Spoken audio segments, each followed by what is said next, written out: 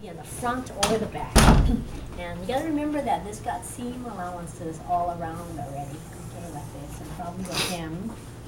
Okay, so I'm just gonna, and it has a kind of like the casing for the waistband and all the way down like this. Okay, so it's already in there. Okay, okay, we bought the pattern according to the hips, so we don't have to adjust the hips. Okay, so all we have to do now is adjust the length of our pattern. So there will be a shortening and lengthening line in the length.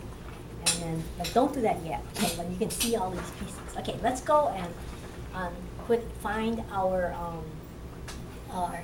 crotch. There, okay, so what you're gonna be seeing is, and if you don't have one, you can put your own in. You got the grain line, okay? And what you do is right angles. You can put it from here.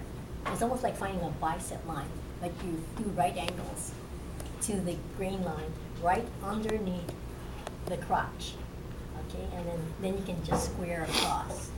And that would be your crotch line. So go look for it first. Most patterns have it, but if it doesn't, and it could be on the front or the back, it doesn't matter.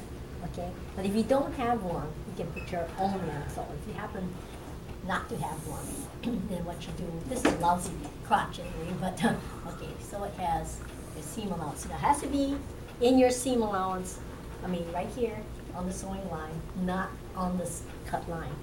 Okay, you have to think of what the garment shape is going to be about, and then you do something right angles to the grain line and you get that. Okay?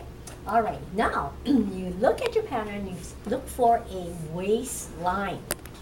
Okay, waistline, and you're gonna find one like a line here or a line here that's called waistline. How come? This is what happens is the casing for the elastic is going to be above that waistline. Okay, so it's going to be above. Okay, so from your waistline to the crotch line, measure that. If you don't have a waistline, call me and we'll go look for it. Or if not, I'll see how the pattern was made and I'll put it in for you. I have to kind of look and see what they, they sometimes, now they leave a lot of things out. It really bothers me because, I think there were more good pattern makers in the business than they are now. And then people, that home store doesn't need it, so they just leave it out. But I really think that it's important. But okay, so you measure the pattern crotch there, and then you look at yours with the ease. And if you need to shorten or lengthen, you do it on the shortening and lengthening line here.